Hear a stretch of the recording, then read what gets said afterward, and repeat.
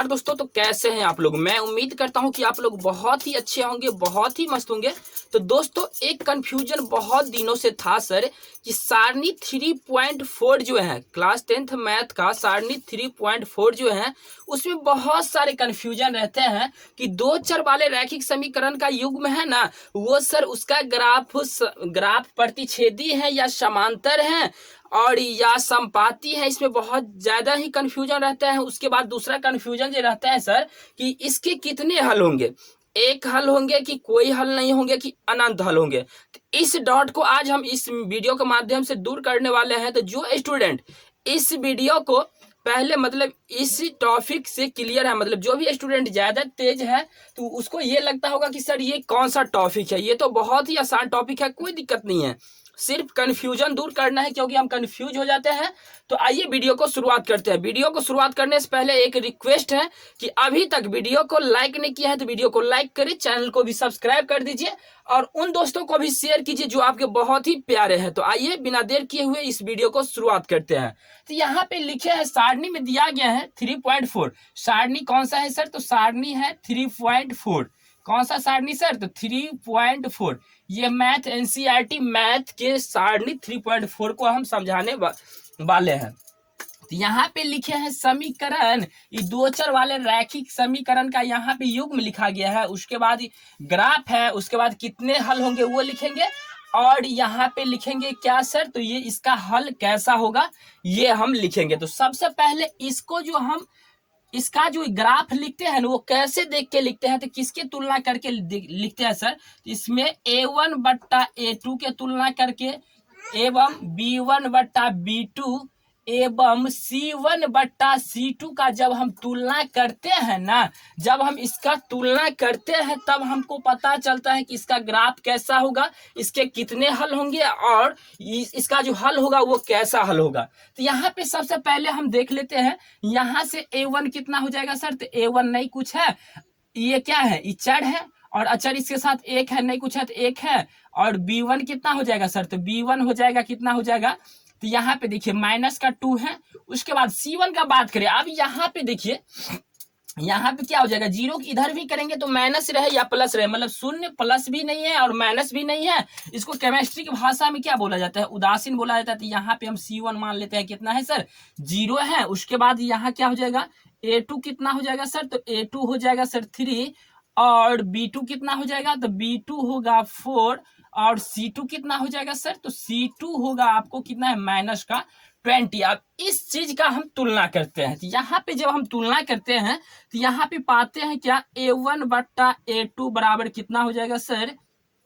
a1 बट्टा a2 बराबर कितना हो जाएगा? 1/3। चलिए उसके बाद हम दूसरा तुलना करते हैं किसका? तो b1 अब बट्टा b2 का तुलना जब हम करते हैं तो b1 कितना है? तो माइनस का 2 है और माइनस का 2 है। उसके बाद ये क्या हो जाएगा?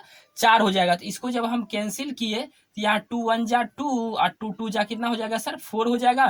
तो 1/2 मतलब -1/2। अब यहाँ पे देखिए a1 बट्टा a2 का अनुपात निकाले, उसके बाद b1 बट्टा b2 का अनुपात निकाले, लेकिन ये अनुपात जो है ना इक्वल नहीं है। a1 बट्टा a2 बराबर कितना है? 1/3 है और b1 बट्टा b2 बराबर कितना है सर? -1/2 है। तो यहाँ पे हम लिखेंगे क्या, चूंकि यहाँ पे क्या लिखेंगे, a1 बट्टा a2 बराबर नहीं है, किसका नहीं है? इज नॉट इक्वल टू किसका? तो b1 बट्टा b2 का, ये बराबर नहीं है। और जब ऐसा कंडीशन हमको कहीं भी मिले बराबर नहीं हो तो इसका जो ग्राफ होगा ना सर वो कैसा होगा? तो वो हो जाएगा प्रतिच्छेदी। क्या हो जाएगा? प्रतिच्छेदी। आसानी भाषा में बोल देंगे, अगर a1 बट्टा a2 का अनुपात और b1 बट्टा b2 का अनुपात अगर निकालते हैं और वो दोनों अनुपात बराबर नहीं होता है तो समझते हैं क्या कि इसका ग्राफ का निरूपण कैसा होगा सर? तो ग्राफ का निरूपण हो जाएगा प्रतिच्छेदी। अब प्रतिच्छेदी सिर्फ ये वर्ड है, इसको हम समझते हैं कि प्रतिच्छेदी का अर्थ क्या होता है। यहाँ पे देखिए कोई एक ग्राफ का, ये दो समीकरण है ना, एक समीकरण का ग्राफ ऐसे गया और दूसरा समीकरण का ग्राफ क्या गया? ऐसे गया। तो यहाँ पे क्या होगा, एक जगह पे मिला मतलब ये प्रतिच्छेद करता है, काट रहा है, तो इस ग्राफ को क्या बोलेंगे? प्रतिच्छेदी बोलेंगे। तो इसका ग्राफीय निरूपण कैसा होगा? तो सर ये प्रतिच्छेदी हो जाएगा। चलिए प्रतिच्छेदी यहाँ पे लिखे। उसके बाद यहाँ पे देखते हैं क्या कि इसके हल कितने होंगे। इस जो जो जो रैखिक समीकरण का ग्राफीय निरूपण क्या होगा, प्रतिच्छेदी होगा, तो उसमें हल कितना होगा। तो चलिए उसमें जो हल होगा ना सर, तो यहाँ पे देखिए हल कितने जगह पे ये प्रतिच्छेद किया है, एक जगह पे प्रतिच्छेद किया है। तो अपने सब ये पढ़े थे 2.1 में कि कोई भी ग्राफ एक्स अक्ष मतलब यहाँ पे देखिए ना प्रतिच्छेद कितने जगह पे कर रहा है, एक जगह पे कर रहा है। तो इसका हल कितना होगा, अद्वितीय हल, केवल एक हल। क्या हो जाएगा, केवल एक हल, केवल एक हल, एक हल, या इसी को लिख सकते हैं क्या सर, अद्वितीय हल। क्या लिखेंगे, अद्वितीय हल। क्या लिखेंगे, अद्वितीय। अद्वितीय का अर्थ क्या होता है, एक दूगो नहीं है, अद्वितीय मतलब दूगो हल नहीं होगा, सिर्फ एक होगा। उसके बाद लिखते हैं क्या सर, इसका जो हल होगा ना वो कैसा होगा, मतलब संगत होगा कि विरोधी होगा कि अविरोधी होगा। तो इस चीज को लिखते हैं। तो इसका जो हल होगा ना सर, देखिए यहाँ पे क्या होगा, यहाँ पे क्या होगा, केवल एक हल हुआ। तो इसका क्या हो जाएगा, यहाँ पे ये हो जाएगा सर, क्या हो जाएगा, संगत होगा, संगत होगा। संगत अब कैसे बोलेंगे, यहाँ पे देखिए ना दोनों ग्राफ एक दूसरे पर संगति किया है ना, संगत मतलब मिला है। इसका हल कैसा हो जाएगा सर, तो संगत हो जाएगा। और जब संगत हुआ तो संगत को ही क्या बोलते हैं सर, आश्रित बोलते हैं। क्या बोलते हैं, आश्रित बोलते हैं। या इसी को क्या बोलते हैं सर, अविरोधी बोलते हैं। अविरोधी मतलब ये विरोधी नहीं है, इसको समझ लिए। पहला जो समीकरण दो चर वाले रैखिक समीकरण का युग्म दिया है उसको हम देख लिए कि अगर a1 बट्टा a2 का अनुपात b1 बट्टा b2 के बराबर नहीं हो तो हम समझते हैं इसका ग्राफीय निरूपण कैसा हो जाएगा सर, प्रतिच्छेदी हो जाएगा। ये कंडीशन याद रखना है, a1 बट्टा a2 बराबर नहीं हो किसका, b1 बट्टा b2 का। उसके बाद उसका हल कितना होगा सर, तो केवल एक हल। ये चित्र दिमाग में बन गया ना, तो कितना हल होगा उसमें हम कंफ्यूजन नहीं होंगे। उसके बाद ये क्या होगा, तो इसका हल कैसा होगा, तो संगत होगा, आश्रित होगा, या इसी को क्या बोलते हैं, अविरोधी बोलते हैं। चलिए अब क्या करते हैं, इसको पहले हम मिटा लेते हैं। क्या करते हैं, इस समीकरण को हम पहले मिटा ले। आइए दोस्तों अब हम दूसरा समीकरण लिए हैं। क्या है कि 2x प्लस 3y माइनस 9 बराबर 0, और दूसरा है क्या 4x प्लस 6y माइनस 18 बराबर 0। यहां से पहले हम पहचान लेते हैं क्या सर, कि a1 बराबर कितना हो जाएगा सर, तो a1 बराबर हो जाएगा 2, और b1 बराबर कितना हो जाएगा सर, तो 3 हो जाएगा, और c1 बराबर कितना हो जाएगा, माइनस का 9 है तो माइनस का 9 हो गया। उसके बाद a2 का बात करें सर, तो a2 बराबर कितना हो जाएगा सर, 4 हो जाएगा। उसके बाद b2 का अगर हम बात करें तो b2 बराबर कितना हो जाएगा, 6 हो जाएगा। उसके बाद अगर हम c2 का बात करें तो कितना हो जाएगा, माइनस का 18 हो जाएगा। अब जो ये माइनस का 18 हुआ, अब क्या करते हैं सर, तो हम तुलना करते हैं। a1 बट्टा a2 का हम तुलना किए तो यहाँ पे हो जाएगा 2/4, 2/4 मतलब कैंसिल होके 1/2 हो गया। चलिए 1/2 हो गया। उसके बाद हम दूसरा जो निकालते हैं b1 बट्टा b2, तो यहाँ पे b1 बट्टा b2 का अनुपात कितना होता है, तो b1 बट्टा b2 का अनुपात निकालते हैं तो यहाँ पे हो जाएगा सर 3/6, 3/6 यहाँ भी कैंसिल होकर कितना हो जाएगा 1/2। अब देखिए यहाँ a1 बट्टा a2 के अनुपात b1 बट्टा b2 के अनुपात के बराबर है, तब हम क्या करेंगे कि सर c1 बट्टा c2 का अनुपात निकालेंगे। c1 बट्टा c2 का अनुपात निकालेंगे तो यहाँ पे हो जाएगा सर माइनस का 9, अब बट्टा में हो जाएगा सर माइनस का 18। यहाँ माइनस माइनस कैंसिल हो गया, 9 एकम 9, 9 दूना 18। मतलब यहाँ पे ये भी निकल के कितना आ गया सर, तो ये भी निकल के 1/2 आ गया। मतलब यहाँ पे क्या हम पाए कि a1 बट्टा a2 बराबर है किसका, b1 बट्टा b2 का, और बराबर है किसका, c1 बट्टा c2 का। जब ये तीनों बराबर हो, जब ये तीनों बराबर हो, a1 बट्टा a2 का अनुपात, b1 बट्टा b2 का अनुपात और c1 बट्टा c2 का अनुपात, तो इसका जो ग्राफीय निरूपण होता है ना सर, इसका जो ग्राफीय निरूपण होता है वो होता है सर संपाती। संपाती बोले तो ये तो वो एक वर्ड है संपाती। इसको हम प्रैक्टिकली थोड़ा देख लेते हैं कि मान के चलिए पहला समीकरण का ना, जैसे मान लीजिए पहला समीकरण का ग्राफ ऐसा बना, इसका पॉइंट कहाँ है, एक यहाँ है, एक यहाँ है, एक यहाँ है। और दूसरा समीकरण का भी ग्राफ बनाए ना, तो दूसरा समीकरण का भी ग्राफ इसी लाइन पे आ गया, इसी लाइन पे आ गया। मतलब यहाँ एक बिंदु, यहाँ एक बिंदु, यहाँ एक बिंदु, मतलब इसी लाइन पे पहले समीकरण के जो ग्राफ बनाए थे उसी लाइन पे दूसरा समीकरण का भी क्या आ गया, तो ये बिंदु आ गया। तो ऐसे बिंदु को क्या बोलेंगे, ऐसे ग्राफ को क्या बोलेंगे सर, तो ये हो गया समपाती। इसका ग्राफीय निरूपण कैसा हो गया, तो समपाती हो गया, समपाती। चलिए समपाती हो गया। अब बात करते हैं सर कि इसके हल कितने होंगे। तो हल की बात किए थे हम प्रतिच्छेदी में, तो प्रतिच्छेदी में ये देखिए ग्राफ एक जगह पे मिला था तो एक हल हुआ था। यहाँ पे देखिए ये ग्राफ जो है ना ये ग्राफ जो है इसी पे पहला ग्राफ पे ही दूसरा ग्राफ है, तो यहाँ पे देखिए ग्राफे पे ग्राफ है तो अनेक जगह पे मिलेगा ना, बहुत सारे जगह पे मिलेगा, बहुत सारे जगह पे मिलेगा। तो इसको हम लिखेंगे क्या, क्या लिखेंगे हल में, तो अपरिमित, अपरिमित रूप से अनेक हल होंगे। एक हल नहीं होगा इसमें, कितना होगा सर, अनेक हल होंगे।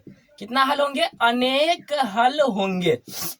मतलब ये कितना हो गया, जिसका ग्राफीय निरूपण अगर समपाती हो तो उसके हल कितने होंगे, तो उसके अपरिमित रूप से अनेक हल होंगे। अब बात कर लेते हैं सर कि इसका हल कैसा होगा। इसका मतलब जिस समीकरण का मतलब ग्राफीय निरूपण अगर समपाती हो तो उसका हल कैसा होगा। तो हल कैसा होगा, तो ये देखिए ना, ये भी तो मिल रहा है ना, ग्राफे पे ग्राफ है तो मतलब मिल रहा है, तो ये संगत हो जाएगा। और जब ये संगत हुआ सर, संगत हुआ तो ये क्या हो जाएगा, संगत हुआ तो ये हो जाएगा अविरोधी। अविरोधी ही हुआ तो इसी को क्या बोलते हैं, आश्रित भी बोलते हैं। क्या बोलते हैं, आश्रित बोलते हैं। मतलब जिसका ग्राफीय निरूपण अगर समपाती हो तो उसके कितने हल होंगे सर, तो अपरिमित रूप से अनेक हल होंगे। उसका हल कैसा होगा, तो संगत होगा, अविरोधी होगा और आश्रित होगा। चलिए हम दूसरा को देख लिए। अब पहले क्या करते हैं, इसको मिटा लेते हैं, उसके बाद तीसरा जो समीकरण दिया है उसको भी देख लेते हैं।